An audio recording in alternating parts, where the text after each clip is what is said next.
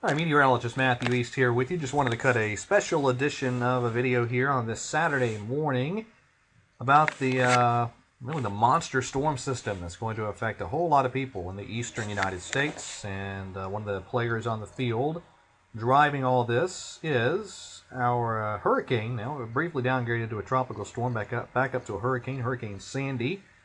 And this is the 18-hour European surface chart. And you can see Sandy there, centered pretty much due east of Savannah, Georgia, by early this afternoon. So let's just follow the European out in time here. Here we are Monday morning, and Sandy has made it all the way up to east of the Delmarva Peninsula. And notice also the plunge of very cold air on the backside of the system there, plunging down into the Tennessee Valley and the Appalachians, the deep south. That's that northern branch piece of energy phasing into the system, and that causes a couple things to happen. First of all, it causes Sandy to transition into an extratropical or a non-tropical low, while the pressure probably really bombs out. It also causes it to hook to the left, and so there's the landfall on the European model early in the wee hours of Tuesday morning. There in southern parts of New Jersey, maybe the Delmarva Peninsula, somewhere in that general area. Let me show you a close-up view of the landfall point here, or getting close to landfall anyway, on the European model. And again, look at that. Look at that. That pressure is just unbelievably low.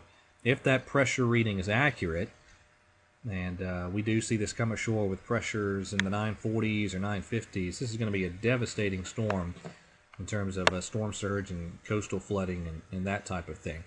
You'll be talking about, depending on where it comes ashore, places north of that. So in this instance, it would be New Jersey up toward New York, Long Island, and because it's such a broad wind field, even up pretty much through all the northeast coast, you're going to have massive storm surge, flooding, and big problems. I mean, there's not a lot of analogs for this type of system.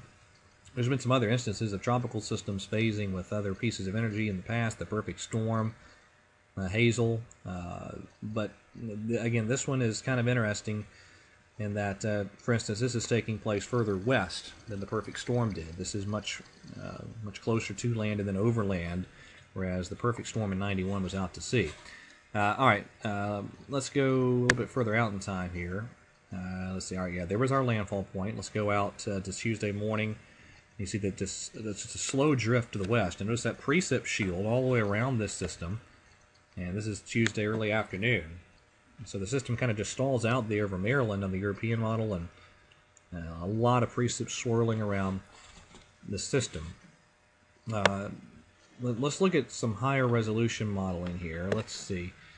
Let's go with this. All right, this is the RPM model, and this is where it has it making landfall there.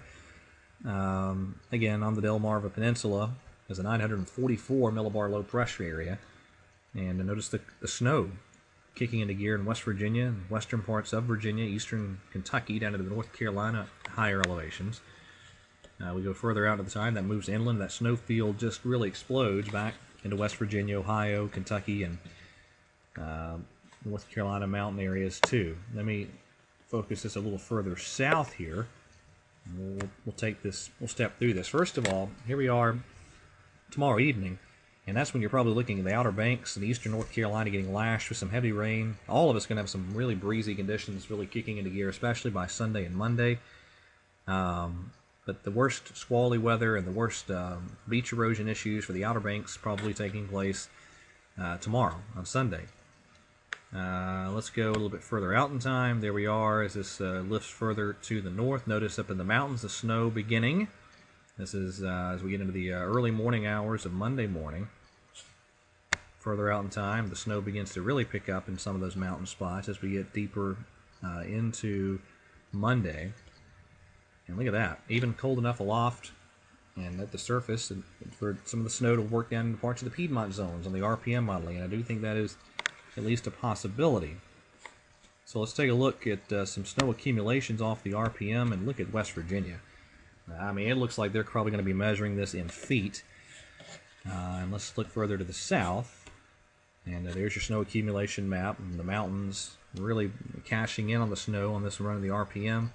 And notice some snow on the ground in parts of the Piedmont as well. And it's one of those interesting systems where, let's see, if we go back to, for instance, say, this chart.